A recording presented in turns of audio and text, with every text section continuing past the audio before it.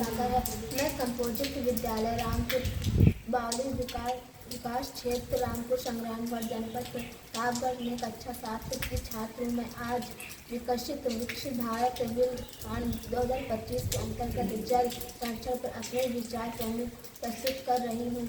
जैसे कि आप सब जानते हैं कि जल जीवन का आधार होता है और इसकी कमी या प्रदूषण मानव के अस्तित्व को खतरे में डाल सकता है। अतः जल के संरक्षण हेतु हमें सबसे पहले इसकी समस्याओं पर ध्यान देना चाहिए। जल संरक्षण की प्रमुख समस्याएं। जल संरक्षण शहरों में है तो जरूरी है, साथ में हमारे गांव में भी जल के संरक्षण की आवश्यकता बढ़ती जा रही है। हमारे गांव में विभिन्न समस्याएं देखने में आई हैं। भूजल का अत्यधिक दोहन, जल प्रदूषण, तेजी से बढ़ती जनसंख्या, अकुशल कृषि के तरीके, जलवायु परिवर्तन के कारण वर्षा की अनियमितता, घरेलू औद्योगिक नलकूपों, कारखानों में जल का दुरुपयोग।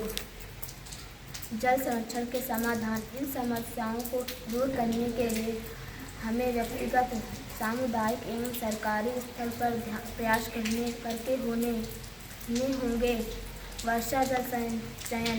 वर्षा के जल संचयन में हम अपने घरों के छतों, स्कूलों के छतों आदि का उपयोग कर वर्षा के जल को टैंक या पक्के गड्ढे में संचित कर सकते हैं। जल का कुशल उपयोग। नल को बंद करना, लीकेज को तुरंत ठीक कराना, ड्रिप यानी बूंद-बूंद सिंचाई को स्प्रिंकल या फव्वारा सिंचाई जैसी आधुनिक तकनीकों का प्रयोग करना, उद्योगों में रिसाइकिल करके जल का पुनः उपयोग करना, पारंपरिक जल स्रोतों का विकास जैसे पुराने तालाबों, कुआओं, बावड़ियों को गहरा करना और उनकी सफाई करना, जागरूकता और शिक्षा। लोगों को अपने पानी के महत्व एवं संरक्षण के तरीकों को जागरूक करना, स्कूलों को पाठ्यक्रम में जल के संरक्षण को शामिल करना। जल का संरक्षण केवल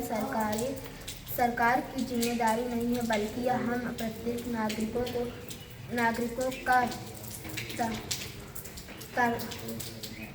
कर्तव्य भी है। छोटे छोटे प्रयासों से एक बड़ा बदलाव लाया जा सकता है। धन्यवाद।